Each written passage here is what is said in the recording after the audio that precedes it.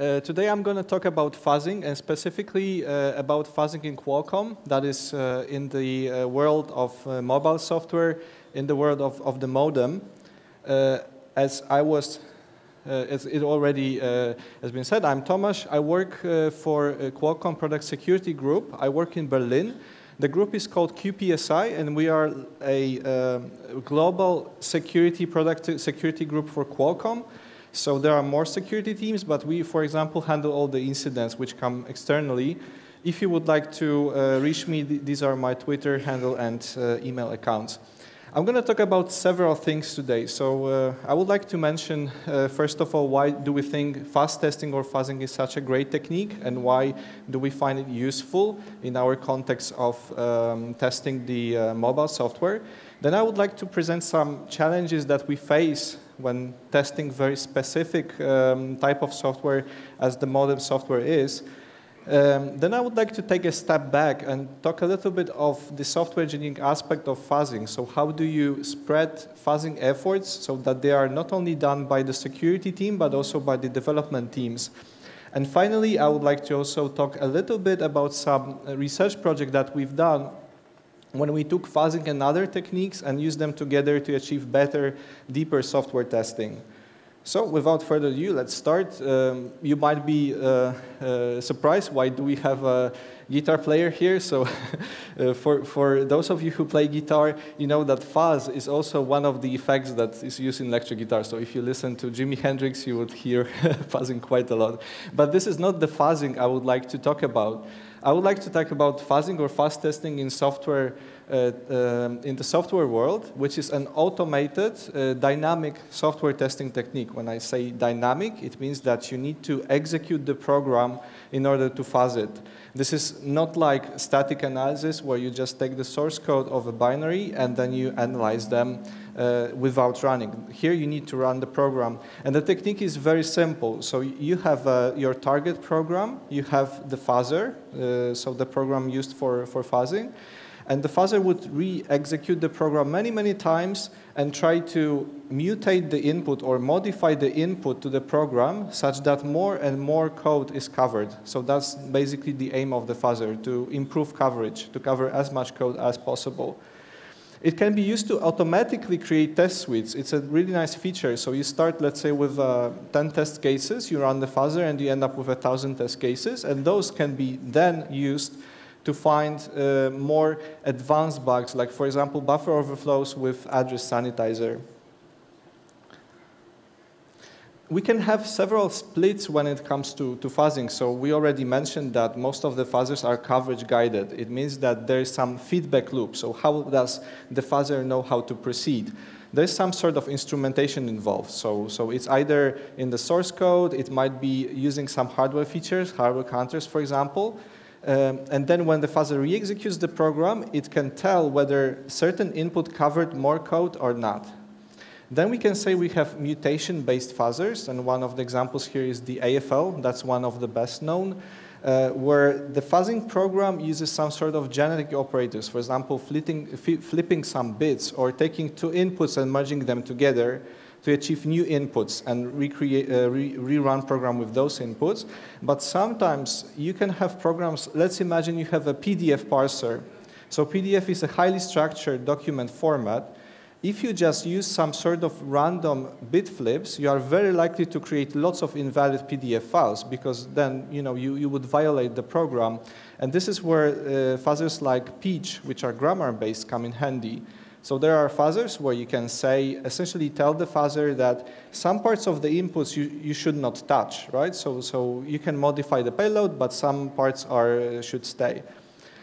And fuzzers are great for multiple things. So this is why we think they are very useful. So first of all, they are scalable. There are lots of software testing techniques in academia and also industry, but only few of them actually scale to the size, let's say, of Linux kernel.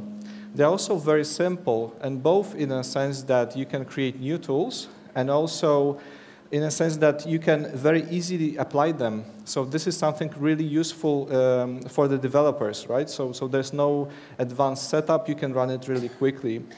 Another nice feature is there's no false positives. I mentioned static analysis before. In static analysis, it's a known problem that you would run static analyzer, then it comes up, let's say, with 100 potential errors, but most likely half of them, I mean, it's hard to tell, it depends on the program, would be just false alarms. So you need to go through the list. It's not the case in fuzzing, so assuming that your program is deterministic, if the fuzzer finds, let's say, a crash in the program, you have an input that you re-execute, and the same input should crash the program again, so there's no false positives. It's really useful because there are lots of tools, and some of them are AFL, syscaller, libfuzzer. Actually, Google is quite big in fuzzing and developing tools for fuzzing. And it fits really nicely into continuous testing and integration process. So you can run your fuzzing campaigns, let's say, every week, every 2 weeks, every milestone. And last but not least, it works. So if you look at AFL webpage, there are some bugs found listed. And there are more than 160 real-life projects where it found bugs. So that's really useful. So we can say that fuzzing is a really nice technique, but also the mobile world, and this is the case for Qualcomm, poses some unique challenges to fuzzing. So usually, when you fuzz program, you would most likely have some executable, let's say in Linux, that you run on the command line. It will take input from the file, from network, or from standard input. And you could easily re-execute the program many times, potentially, debug it and so on. It is not the case for modem. So modem, first of all, it doesn't run on x86, at least for Qualcomm. It runs on a mobile phone, on a hexagon architecture, which is a totally different architecture. Then it's a super complex system, several million lines of code. And the input doesn't come from the file or from command line, it comes over the air. So messages that the mobile phone gets, for example, from the base station. So as you can see, there are several challenges here, which we need to address if we want to apply fuzzing in that context. And I'm going to talk about several of them along with solutions that we found. So first of all, we can say, when we say about fuzzing, usually we mean on-target fuzzing, right? So whenever someone mentions fuzzing, they mean on-target fuzzing, which means that the program that you fuzz is executed on the target when it normally runs. So for example, in the world of mobile phones, I would take the mobile phone, then I would take, let's say, if it's WLAN, I would take a transmitter of WLAN messages, and I would use the transmitter to send as many messages as I can to the mobile phone so that it re-executes the stack responsible for handling WLAN. And of course, you can do that, but it comes with a certain problem. So first of all, it's efficiency. So you cannot possibly execute as many messages as you would if you could just run the program offline. If you're running it on the phone. Then you have the problem with debugging. So for example, let's imagine I've sent a message that causes a crash in the WLAN stack. Then I probably need to take that phone, download logs, and so on. It's not automated any longer. It poses a challenge of this type. And also you can have things like bugs happening because of some specific environment, for example, the signal strength, and so on. And also, so WLAN is maybe easy, but if you have cellular stack, then you really need a base station, and there are equipments that you can use to, to create base station, but they are expensive. Not all the protocols are supported, and from our experience, they are sometimes hard to maintain. So what we propose here is to create off-target build. By off-target, I mean that you take the program and you compile it so that it runs on a different architecture. So in our case, let's go back to, to our example of WLAN. What we would do, we would take part of this WLAN stack that's responsible for handling WLAN messages, and we would compile it so that it runs on x86. So it's essentially like a program. You can re-execute it with fuzzer, you can debug it. Now you can even use GDB if you like. So it's much more convenient. Of course, someone could say, and it's a very good point, that, well, if you run it on x86, you don't have accuracy that you normally have on running it on hexagon, and this is true, But maybe for some types of bugs, especially in the protocol stacks, you don't need to have accuracy on that level. You just need to run this software. So we mainly have two types of off-target builds. The main one is off-target testing framework. And this is pretty much a off-target version of modem stack. So we can run modern software, including components, tasks that talk to each other on x86 offline and run them through fuzzer. It has this nice feature that developers can add new test cases to easily to, so there's some API, developers can extend this framework. But of course, whenever we would like to, we can also create custom versions of off-targets where we would just pick some software we would like to fuzz and create off-target build out of it. Then once we have the off-target, there's a very important question, where do we inject these fast messages? So we already mentioned that in the modem, that would normally come from over the air, right? So, and it's a very valid question and very important one, because depending on when you inject those messages coming from the fuzzer, you might be testing different parts of your software stack. Of course, we are not longer, since we are off-target, we're not talking about over-the-air messages. We also modify the off-target so that it takes input from the file. So it's like, instead of receiving message over the air, it will read the file and contents, the buffer contents would be the message.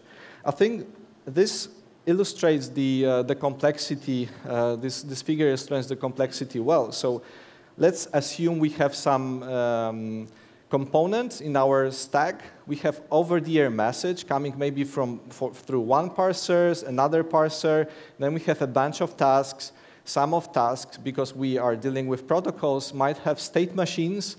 So it's another question, if I wanted to execute, let's say, code here, I first need to go from there and also, first of all to task 3 and then to the right state machine. So it's very complex.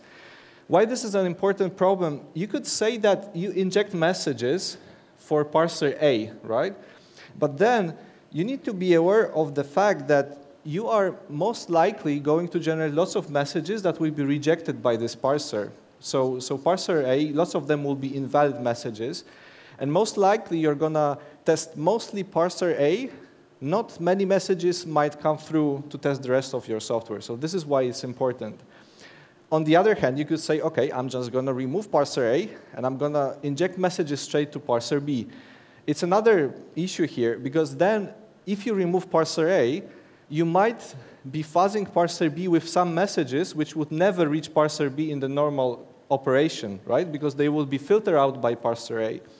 So what we do here, we usually stick to the points where normal over-the-air messages are passed. It's just are parsed. We just don't take input from over-the-air. We take input from the file. So now we have off-target. We know where to inject it. And I already mentioned that, but there's also a question of stateful fuzzing. So when you have protocols, there's some code which only be executed when you reach certain state. So in protocols, you've often find the concept of state machines, which operate like that you have a bunch of states, and you would transition across those states on reception of certain messages. That means that I would only execute code in C if I first get to the C. So for example, if I received previously a sequence of messages that leads me to that state.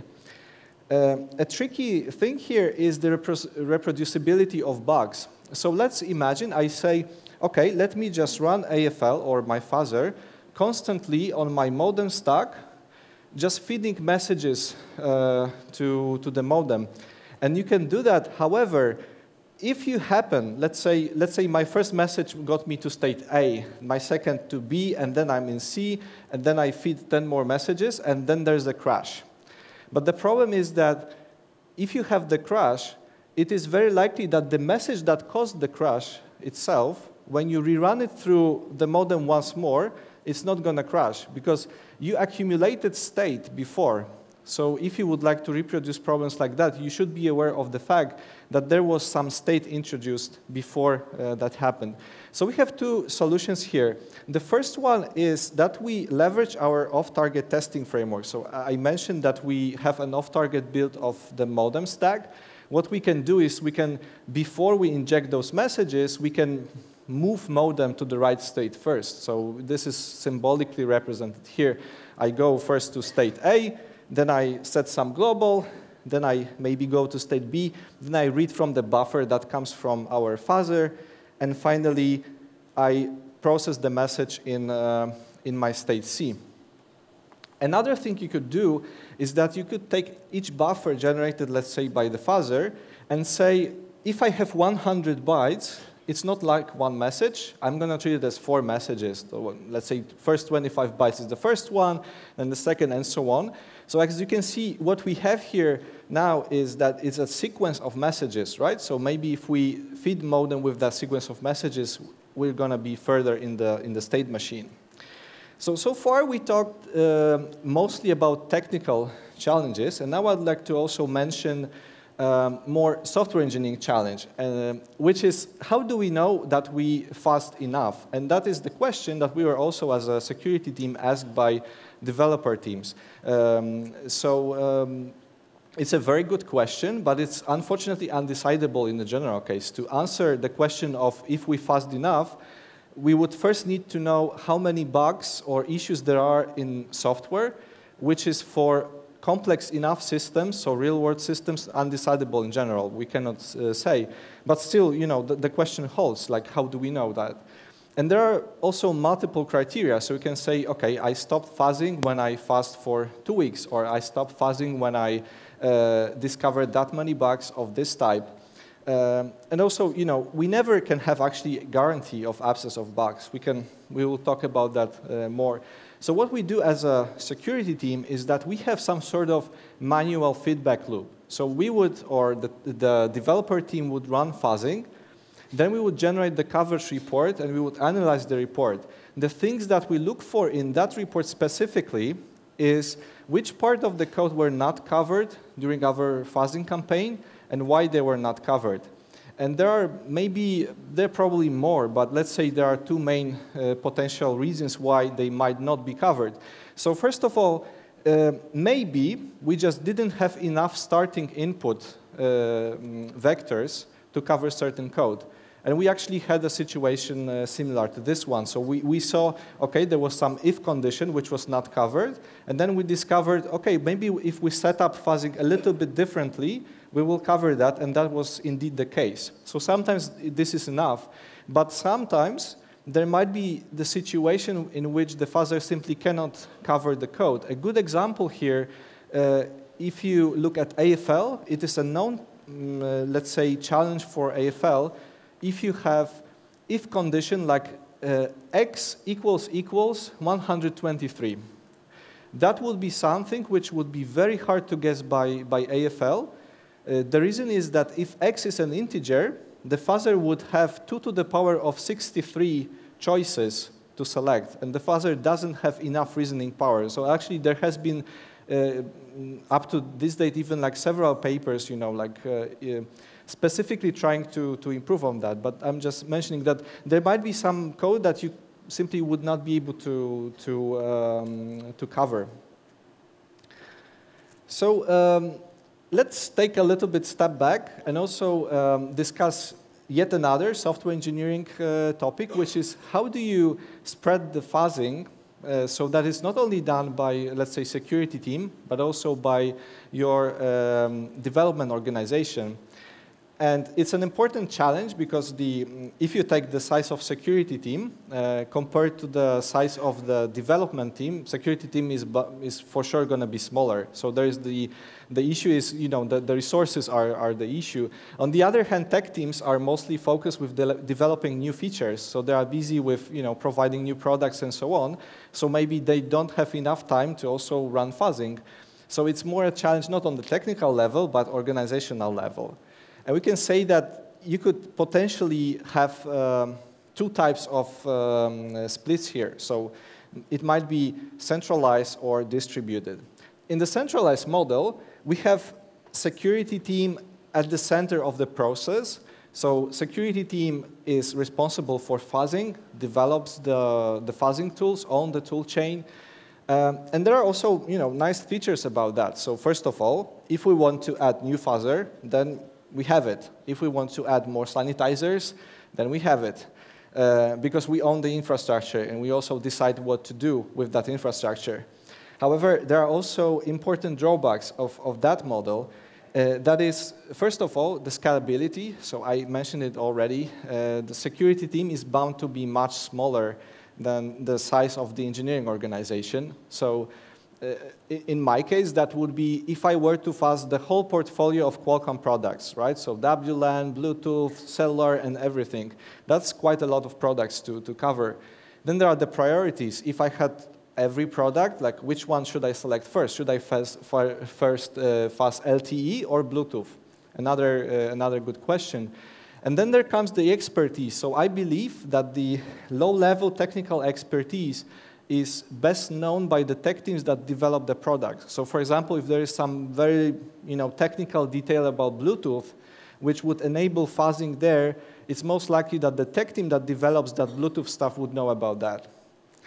Of course, so this is not the model that we use, but it might work for some. So it's I have this disclaimer. There might be some organizations in which that works.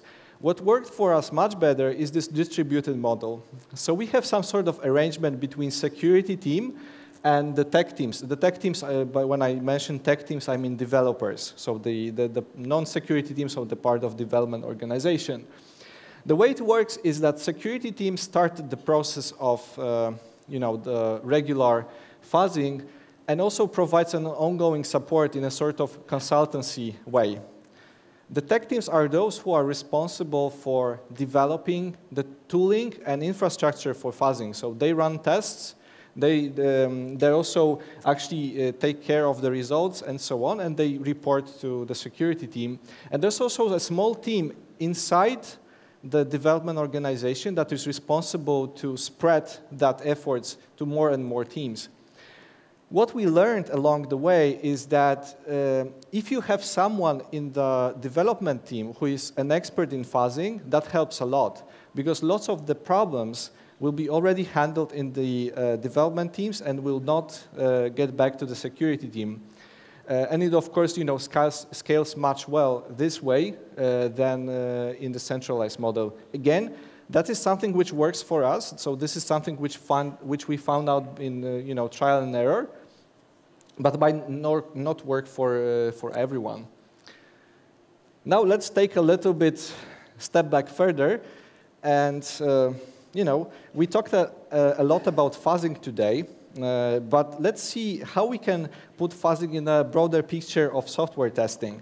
So I'm going to talk about a research project that we had internally about using multiple software testing and analysis techniques to achieve deeper software testing. So as we know, there has been many tools and techniques so far proposed in academia and also in the industry to address the problem of software quality and software testing. Just to mention some, we have static analysis, we have fast testing, symbolic execution, bounded model checking, some techniques like taint tracking or invariant inference and so on. Lots of research in that area. But the way I see the landscape of tools is that it's kind of spread out, right? So you have each tool specializes in a very specific aspect of testing. So for example, some of them would be only for Linux. Some of them scale very well. Some are very fast, but on the other hand, maybe they are not that precise. Some of them are for concurrency. So as you can see, they are very strong in certain things, but maybe weak in other things. But if we are testing software, we are probably not only interested in finding buffer overflows, but also, let's say, undefined behavior in C, maybe concurrency bugs. So we would like, more holistic view of the testing process. So in the end, what we would like to have, ideally, is something which looks like that, where we have a combined functionality of different techniques to, leverage their strengths. And that's exactly the research question that we asked.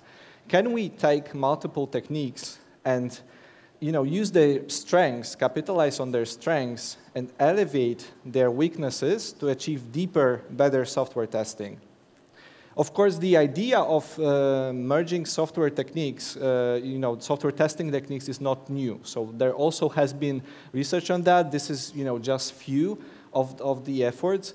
So it's usually you have multiple analysis techniques mixed together, like symbolic execution and fuzzing. You have, OSS Fuzz, for example, from Google, when you have this cloud where you have you submit your open source project and they will fuzz it with their cloud. You have abstract interpretation framework, and so on. So what we are going to discuss here, it's not really a new technique, but it's more like a framework that you can apply to use multiple techniques. And we call it the pipeline. And it's really simple. So we have a bunch of steps which are independent to each other. Every step in the pipeline represents a single tool or analysis. So you could, for example, say step 1 is AFL, step 2 is address sanitizer, and step 3 is gathering coverage, for example. The framework was designed in such a way to be extensible and flexible. So as you can see, I'm not saying that the first step must be AFL. It might be something else. It's up to the user what you define it to be. Then we have a common test of inputs. So each step contributes to the common set of test inputs. Let's say I have AFL and CLI, a symbolic execution engine, and they both generate new test vectors that they put here. The nice thing about the test set being common across those steps is that then each of the steps can take advantage of inputs generated by the other, right? So let's say I generate something with AFL, and I can use those inputs in CLI, or vice versa. And then we have a controller that orchestrates the whole framework. It can be easily parallelized, so you could have multiple instances of framework, but still keeping, and this is important, there's still one set of test inputs. So there are certain advantages, I believe, of a framework like that. So first of all, as I mentioned, if you have common set of inputs, one of the tools can take advantage of something that is generated by another tool. Also, because those steps are, you can actually exchange the order of steps. So you could say, in one pipeline I have AFL and CLI, and then I could have CLI and AFL, and so on. So the architecture is decoupled. You could generate test cases on one machine, store them on another, and so on. And it's not fixed to a certain number of tools. And then there's the controller. So one thing you could imagine doing with the controller like that, let's get back to the picture, is that let's imagine we have part of our software stack that was never covered. So we run fuzzing for, let's say, some time, 1 week, and there's some functionality that was never covered. What controller could do, because it has access to the test cases, it could take those test cases which we know execute paths in the software which are very close to the uncovered part of the software and only focus on those. For example, that's one of the things that we could do with the controller. This is the pipeline we used specifically. So we tested some part of the network stack for handling messages. There were several message types handled by that stack. And we had the combined functionality of symbolic execution, that's the CLI, AFL, that's fuzzing, sanitizers, that was ASAN, MEMSAN, and UBSAN, dynamic analysis, Valgrind. It is very similar to, in the scope to the sanitizers, and then collecting coverage. And this is where this fusion of techniques come into the picture. So if you take just AFL as it is without ASAN, it will only probably detect bugs that crash the program or maybe some overflows. So it has this mode harden, AFL harden mode, where it can detect some of the overflows, but maybe not more. But then if you combine it with other tools, you get much more detection, right? Much wider classes of bugs that you can detect. So, let's take a little bit, let's get back to fuzzing. We can say that fuzzing is great, but we should be also aware of its limitations. So first of all, we mentioned coverage a lot. but coverage is not everything, right? So if you have high coverage, I guess the best thing it tells you is that certain tool probably did as good as it could, but nothing more. I mean, the fact that, let's say you covered 50% or 80 or 100% of the code doesn't mean it's bug-free. The fact that the AFL or fuzzers are lightweight is nice because they scale well, but also they don't have enough reasoning power. So, for example, we will see that in the next slide. There are certain things that they cannot detect. So they usually require some other tools, and ASIN is a nice example to detect more complex classes of bugs. But of course, when we combine this functionality, we can take advantage of strengths of the other tools to find deeper problems. So we have a nice example here that I think illustrates several issues. We have this little function, which, let's say, we have a test case generated by fuzzer of x equals 10 and x equals 0, right? So this test suite covers already, with 2 test cases, we achieve 100% code coverage, right? So I cover this code 100%. But is that bug-free? Probably not. Probably not. And this is something, for example, if AFL is guided, I'm mentioning AFL a lot, but what I mean is really the fuzzer. If it's guided by coverage, maybe for the fuzzer it's enough. I mean, the fuzzer has covered the code, right? So maybe, we fuzzed enough. However, at line 7, we have this buffer access with x, right? So maybe if x was -1, we would detect an overflow, but that's something which goes beyond fuzzer. So fuzzer doesn't have enough reasoning power to detect that. Symbolic execution, for example, would detect this bug here. So does fusing multiple techniques help? Yes, because we can detect more classes of bugs than we would detect with those separately.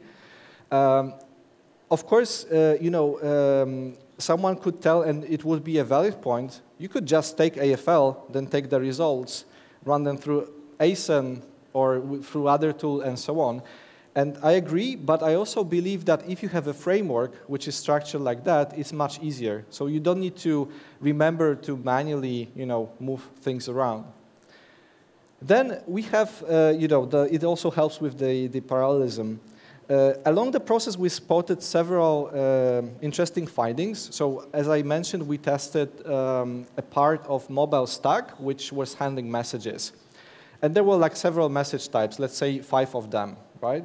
What we discovered helps is that whenever you run fuzzing campaign, you fix the message type. So for example, now I fuzz message type A, then I fuzz B, and so on. So first of all, it's much more organized.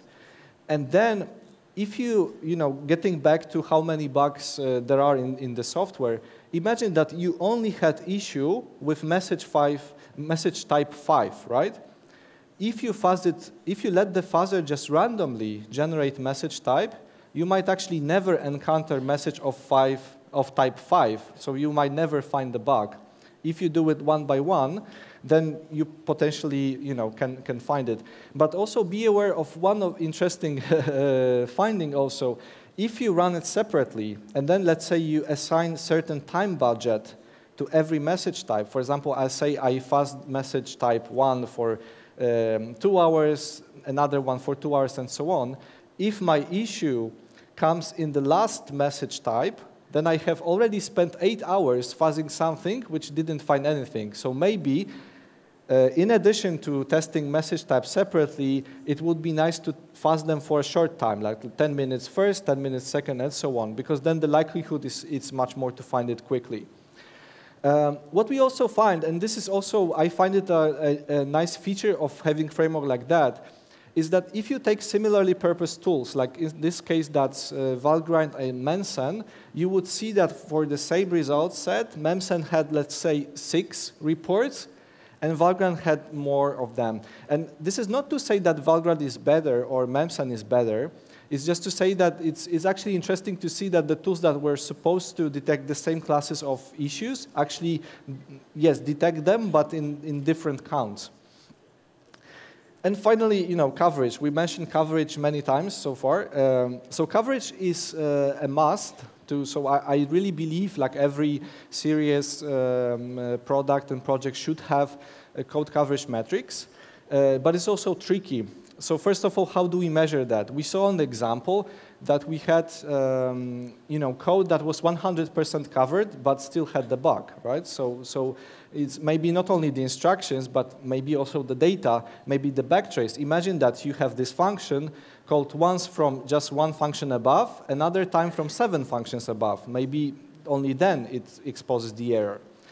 Then if I tell you that my code is covered in 85%, this number on its own doesn't mean much. So imagine that you have a software stack where you have uplink and downlink. That's usual in cellular communications. And then you run fuzzing campaign just for the uplink, for example. Then it is very likely that downlink code will not be covered. So maybe the missing 15% is just your downlink code. Maybe you already covered, most of the code you could. So in principle, the number on its own doesn't tell much if you not take it into the broader picture. I think the good definition for having those coverage metrics is that if I, let's say, run fuzzing for a longer time and I see that the coverage is not increasing any longer, so the fuzzer cannot generate inputs that cover more code, maybe that's an information that this particular tool probably did as best as it could. So maybe that's something we can get out of it. Let's slowly wrap up our presentation. So we talked a lot about fuzzing today, and as we said, fuzzing is great because first of all it scales, then it's simple, and finally it delivers. So it finds real problems in software. However, if you take fuzzing as is, you might not be able to apply it straight to the mobile ecosystem because it has certain challenges. Like, for example, we have hardware dependencies. Then we need to select the right injection points for the messages generated by fuzzer. Then we have the question of protocols, where you have state machines. So how do you get to this right state first before you can fuzz it? Then we have a question which might come from the development teams. Did we fuzz enough? And how do you know you fuzzed enough? Like, can you improve on the process? And finally, what can you do to propagate the fuzzing effort not only to the security team or testing team, but to be performed across organization also by the development teams? And then we talked about how we can take fuzzing and put it along other software testing and analysis techniques to perform deeper, better software testing. So we talked a lot about this framework that we had internally for merging different software analysis techniques to achieve better testing. Here I have some references. I'm sure they are very easy to find for you, some of the tools, some of the other references I used. And before I open up for questions, I would like to mention one more thing. So as Qualcomm, we run the Vulnerability Rewards program. The program is invite-only, and you can find details at this HackerOne website. So details like what are the targets, what are the rewards, and eligibility criteria. If you're interested, please either talk to me or drop us an email at our product security list with references to your prior CVs or Android bug IDs. With that, I would like to thank you very much for your attention. I would like to thank organizers for having me. I'm really honored to be here. And yeah, I'm happy to take any questions. Thank you.